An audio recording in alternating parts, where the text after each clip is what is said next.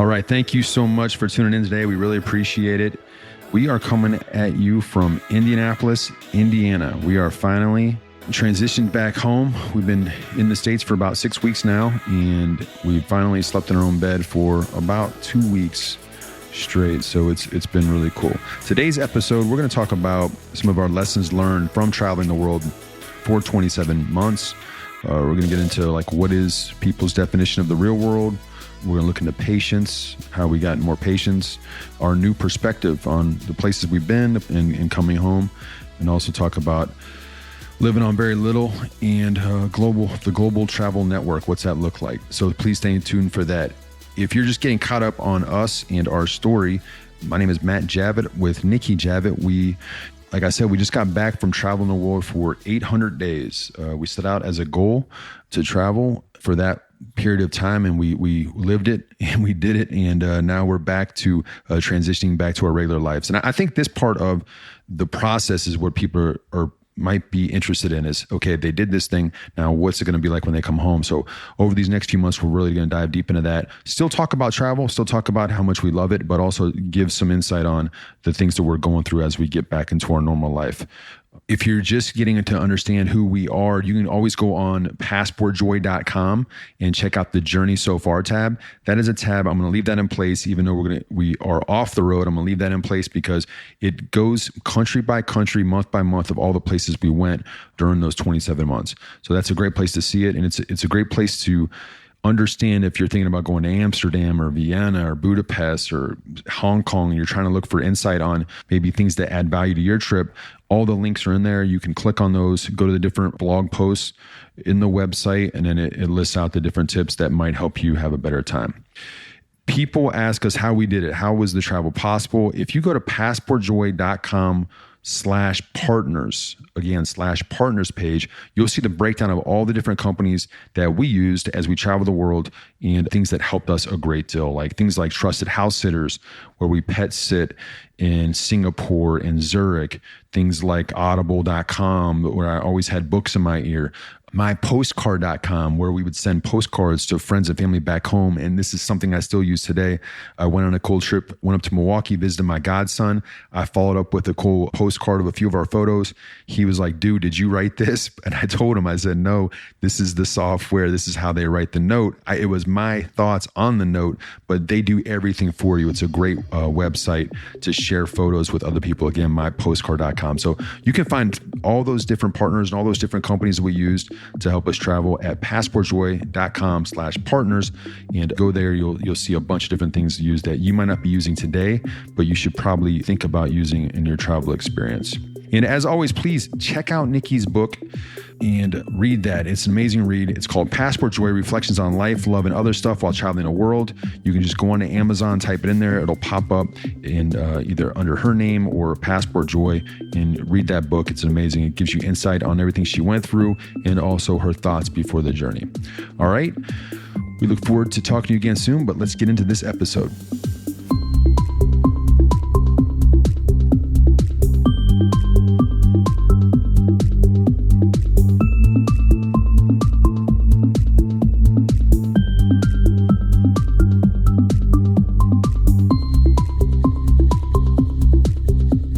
All right, now that we're about 6 weeks into our transition back home in Indianapolis, Indiana, we want to reflect on some of the things that were really important to us, or some of the lessons learned from traveling full time for 27 months. And some of this might not be shocker. Some of it might be things you might not have thought of before, but we're going to just kind of reflect on the things that were, I guess, the most prominent that we can think of as we come off the road and still have a chance to reflect on our time spent traveling. So I guess I'll start off by saying one of the things I realized is that people's definition of the real world differ quite a bit. So the real world before I left, I just thought was the world that I lived in. And I guess for me now, it is what I would consider to be what travel has subjected me to. So the real world now for me is a world in which I get out of my comfort zone, a world in which I expose myself to unfamiliar places, in which I meet new people, I try new things that has different culture, customs, foods, etc. It's not your just everyday life that you're used to. So I guess it's kind of weird when you haven't been exposed to things like that. So it may sound foreign when I'm saying that, but when I was back at home before, I was just living my everyday normal life, I would say, well, this is my real world, but it's not really that because there's just so much more out there. So that's not what's real. What's real is everything else that's going on around you, but you just haven't yet been exposed to it. Yeah, I never really thought about it in that context, but I would agree. I think that everybody's perception of what they're going through on a day-to-day basis grows as you get exposed to new things. So the fact that we had an opportunity to do what we just did and get exposed to different cultures around the world, we come back with a different perspective of what reality is to us and how we might go forward in a different way. And maybe, obviously, our world was smaller 3 years ago than it is today. And I guess the takeaway for those that are thinking about traveling is as you take steps to go in different foreign places, when you come back, as we have just come back, what we see, what was common to us before we left is not as common. I guess it is. Look at the same things differently now returning home because the exposure we got to other cultures in different places. Another thing I wanted to touch on is that things are going to go wrong and they will. So having patience is something that is very, very important. And it's not that I wasn't patient before, but my patience now is on a whole nother level. So before, I guess I just treated things like, I don't want to wait in this line because I have to be at work tomorrow morning by 8:00 and this is really annoying to me. Or why is this waitress taking so long to bring me my bill? Like I have places to go and people to see. And the reality of the situation is, everyone in the world has places to go and people to see, and they have other things to do as well. And so I guess now, like the way that I look at things and the way that my patience level has changed is that I think I've just been exposed to so many different things and so many different levels of how things can go wrong. Like whether it's my flight couldn't be changed or, like I missed a train that I was supposed to catch, or I got on the wrong bus and it took me completely around the city and, in a different area that I wasn't even supposed to be in. It tacked an extra couple hours onto something. It's just, I guess I've really embraced the fact that, things in life are just going to go wrong and there's really nothing you can do about it. And instead of sitting around and worrying about where I have to be next or what I have to do next and how that's going to really affect my day, I've just learned that all that's going to do is just make me worry and create anxiety for no reason. So I really can't change things. So there's really no point about worrying about them. I guess I've learned how to embrace spontaneity and really realize that travel is not always going to be this like luxurious, fabulous thing all the time. I think the media paints these pictures of travel as such because, they're preparing us for this next vacation or, they want us to buy that timeshare or they want us to fly on their airline or whatever. But, it's not always going to be like that. I mean, you're not always going to fly in first class, or some of us never may fly in first class. And, not all of us can stay at the JW Marriott or, you name the 5-star hotel. And we're going to have to stay in hostels or we're going to stay in Airbnbs. And some of these accommodations that you stay in around the world, there's just not going to be air conditioning. And it's not because you can't afford it. It's because these places around the world, that's just not what the standard is. So, I could go on and on and on about, things not being clean or not being at the comfort level that you're used to. But you just have to realize that you have to be patient, and you have to realize that in other parts of the world, this is the normal and this is not what you're used to being accustomed to in your own country.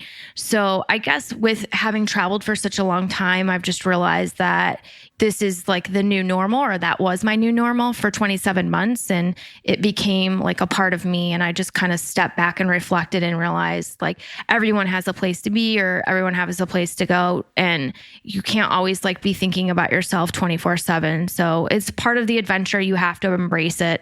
And then with that and you adopt that mentality, you get rid of a lot of anxiety and worry because you just have to realize that things are going to go wrong. You know, a lot of it is because we were lucky enough to travel for so long that we had an opportunity to grow patience over time. I'm not traditionally a patient person. I typically move in a fast pace. So getting used to kind of the island life and long lines and I guess waiting was something I had to get used to. And it's still, I guess, as we transition back and then get back into our kind of American ways, I can see my patients already starting to change a little bit. And I have to continue to reflect on the way that it was in other parts of the world where there is a slower pace or you can kind of just take a deep breath and it's not a big deal to be late or have unclean tables, as Nikki was describing, and you go to a restaurant or whatnot. So I don't know. It's one of those things where it's tough because if you only have 5 to 10 days to vacation, obviously you want everything to go smoothly and have it go the proper way so you can have a great vacation and come back recharged and rejuvenated and go back to your job if that's what you're doing. But if you're getting an opportunity to do something where you're traveling full time, I guess the takeaway is you got to have patience in that process because things are not going to go the way you think they are. And there's going to be a lot of curveballs thrown your way. And hopefully as you get a chance to adjust to those, you can see the positive things that come from I'm just going with the flow at times. The next thing that I wanted to talk about was perspective. So traveling in general just gives you a new perspective about people, places, and culture that you really can't get from anywhere else. And it's really hard for me to describe this, but the only way that I can liken this to is if you've ever seen like a really good travel movie or read a really good travel book or had a friend who's gone on the most amazing vacation ever and they come back and they tell you about their experience. You can try to put yourself in their shoes, or when you're watching that movie, you can try to really envision yourself having gone to that place. But unless you've walked those streets or, sat in someone's home in India and broke bread with that family or smelled the smells of the streets of Cambodia, you name a place, these are not things that can be taught. Like you really have to experience travel for yourself to fully understand a culture and the people that live in these countries. And I don't know, I just feel very fortunate and blessed to have been able to do this. And it really just gave me a new perspective because I myself would sit around and dream about these places all the time and would see these movies or read these books and be like, oh yeah, I can't wait to go to this next place because of this, movie I just saw. And then when you get there, it is completely different from what I'd seen or what my friend had just told me. And, there may be some similarities, of, like a temple they had described to me or some sort of fancy dish that they'd eaten that I want to go try or something like that. But when you get there, it's mind blowing how different it is when you're actually immersed in that culture and you're actually in those streets yourself. So just keep that in mind when you go to a place. So, and I like to say this too, because there's been several places where people have been like, don't go there because X, whatever that X may be. And, just because someone doesn't like a place and it wasn't for them does not mean that place is going to be for you. And I just say that because I would hate for someone not to go somewhere, based on someone's bad experience or whatever that may be. And you just really have to truly experience a place for yourself. Yeah, when it comes to perspective, for me, it's not only what you get when you travel and you see these new cultures and you experience it and you get to meet new people. It's how it changes you when you come home and your perspective on your home time. Before we went on this journey and we were fortunate to go to places like Brazil and Argentina and Croatia and Greece on other trips. When we come home, I always felt different in the way that I was looking at my job, the people around me, my relationships, a lot of things, how I looked at life. And that's the hope is not only you see the world differently in these different places that you might only see on TV before that, but maybe you come home and you see your normal life in a different way as well. And then you grow from that. And to me, that was one of the biggest parts of why we took on the journey is my hope that as we go to this next chapter, then we have a new perspective on life and maybe approach things differently than we did before we went on the trip. The next thing I want to touch on is, and I think Matt and I have probably talked about this a couple of times before on previous podcasts, is that you can live on very little. And while we knew prior to leaving on our 27-month journey that we'd be traveling around with 46-liter backpack apiece, we knew that that was going to force us essentially to pack lightly.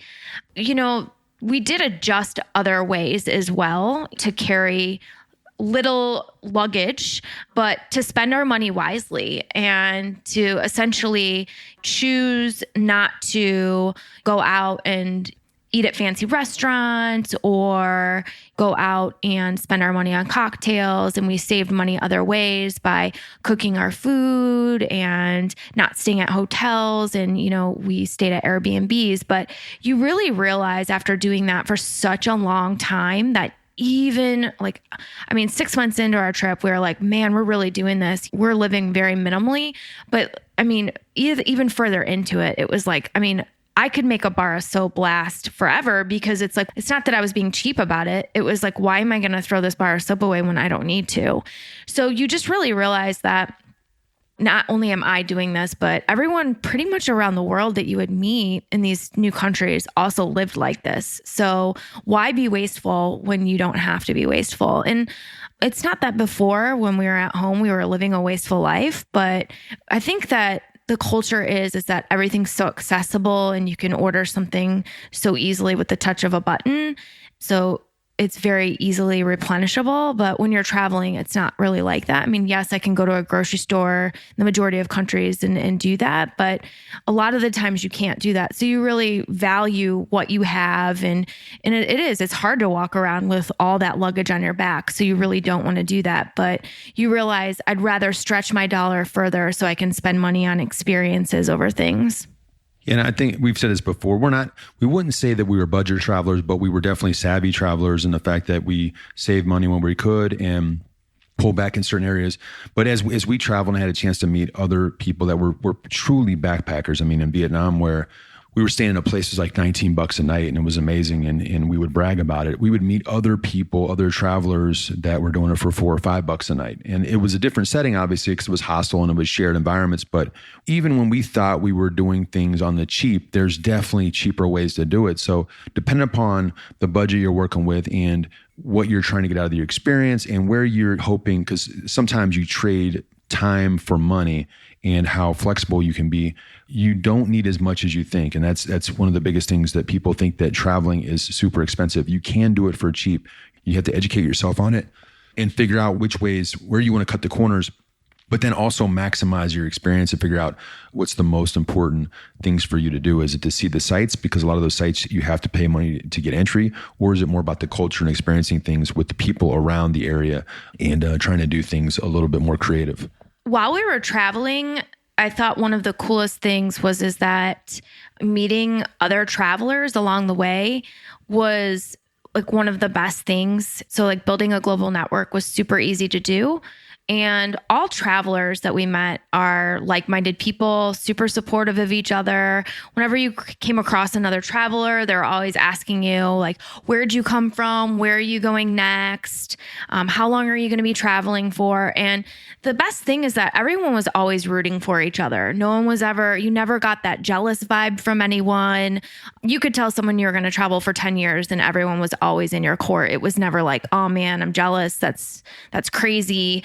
And they were always trying to give you tips or tricks. And if they found out that you were going to a place that they'd been to, they'd try to tell you how to save money or the best restaurant or their favorite this and that. And I really just thought that was so cool because the travel community is just so supportive of each other. And I always never felt like I was in competition with anyone. And I think the coolest part about it is you could meet people that were fresh out of high school, going on a travel trip before they started college or university, that they would call it.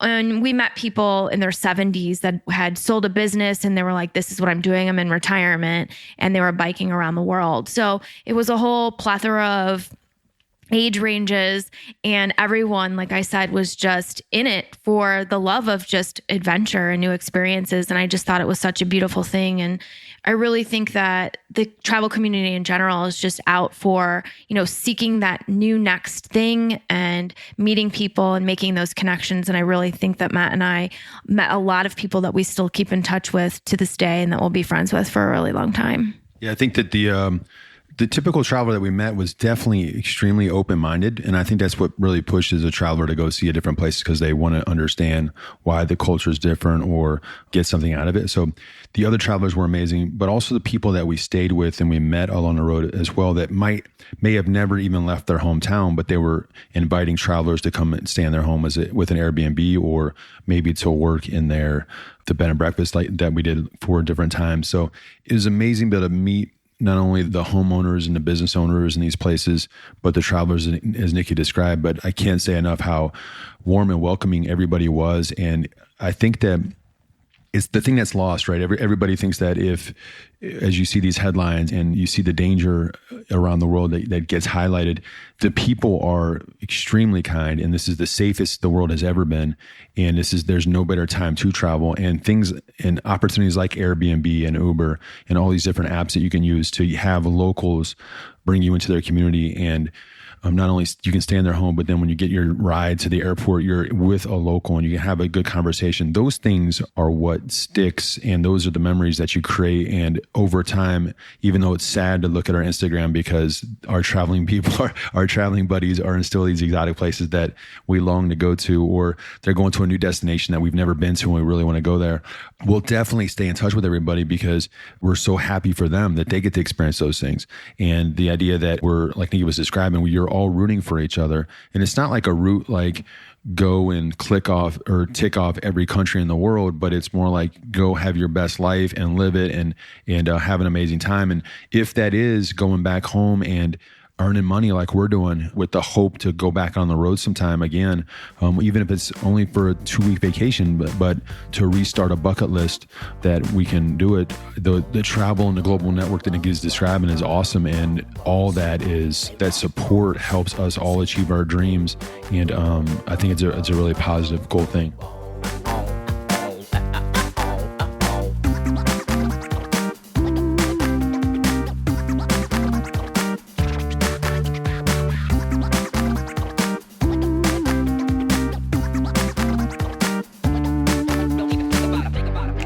And that is it for this episode. Thank you again so much for listening. We really appreciate it. Please be sure to subscribe to the podcast if you haven't already. This really helps Nikki and I get in front of new travel listeners that might not be aware of our story. And as always, please, thank you for all the great reviews on Apple. If it inspires you in some way, you want to leave a review, we'd really appreciate that feedback. We're always grateful for that. If you want to go to the website, go to passportjoy.com. And I will send you a weekly newsletter. Just go on to the spot that says enter your email address, press go. Every Thursday or about every Thursday, you'll receive a newsletter with the latest highlights of travel tips and things that we come across, and highlights from outside the world of this podcast. And if you haven't checked it out already, go to World Barbershop Adventures on YouTube. It continues to grow. The subscriptions continue to grow. The viewership as well, as again, it's the visual aspect of the travels. We did over 20 cities around the world of me in barber chairs, getting haircuts, shaves, beard trims, but also a cultural look into those cities we travel to as well. It continues. That's how YouTube works, is more people see these videos and it continues to get shared and grow. So please look at that when you have time. We highlighted Milwaukee, Wisconsin just a few weeks ago, and I plan on doing other American cities as well as other cities we travel to in the near future. All right. We'll be back next week with a new episode. Until then, safe travels to wherever you might be heading next.